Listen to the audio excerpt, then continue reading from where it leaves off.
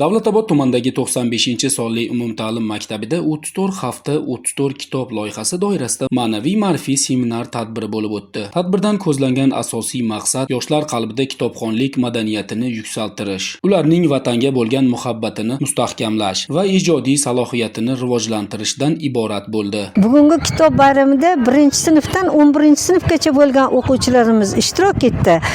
Buni natijasida ularni kitobga bo'lgan ishtiyoqi, kitobni ko'proq o'qish, unda faqat o'qiganni o'zini hayotida ham joriy etish yo'l-yo'riqlarini o'rgandilar.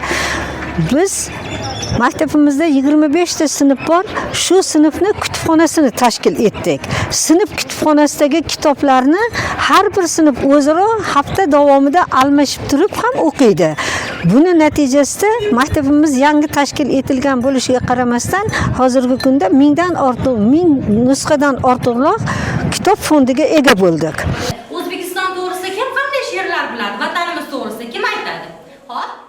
Fanlar bo'yicha o'tkazilgan ochiq darslar barchada katta qiziqish uyg'otdi. Darslar davomida o'quvchilar o'z bilimlarini sinab ko'rish bilan birga yangi ma'lumotlarga ega bo'lishdi. Savol-javoblar, jamoaviy bahslar va qiziqarli topshiriqlar jarayonni yanada jonlantirdi. Bu tadbir nafaqat bilimni oshirish, balki fikrlash va tez qaror qabul qilish ko'nikmalarini rivojlantirishda ham muhim ahamiyat kasb etadi.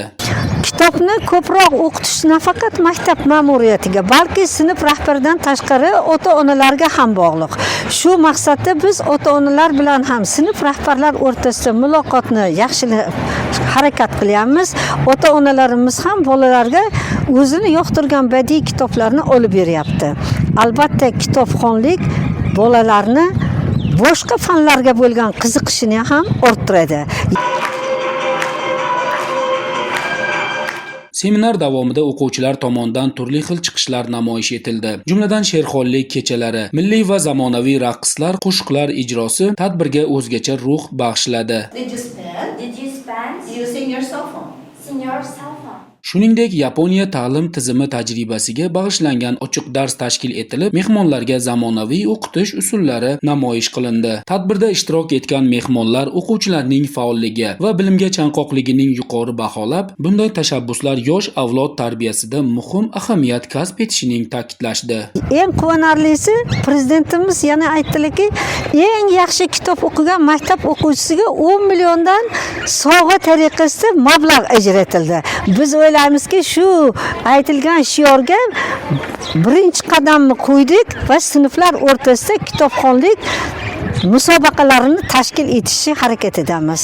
Jaddidchilik harakati 19-asr oxiri va 20-asrning birinchi oyida Turkistonda milliy ozodlik harakati hisoblanib, bu harakatda asosan yangi usul maktablari ochilish orqali mamlakatda yoshlarni barkamol avlod sifatida tarbiyalash va ularni komil inson sifatida tarbiyalash asosiy o'rin turgan. Mazkur seminar yoshlar o'rtasida kitobxonlikning targ'ib qilish, ularning ma'naviy dunyosining boyitish hamda vatanparvarlik tuyg'ularini yanada kuchaytirishga xizmat qiladi.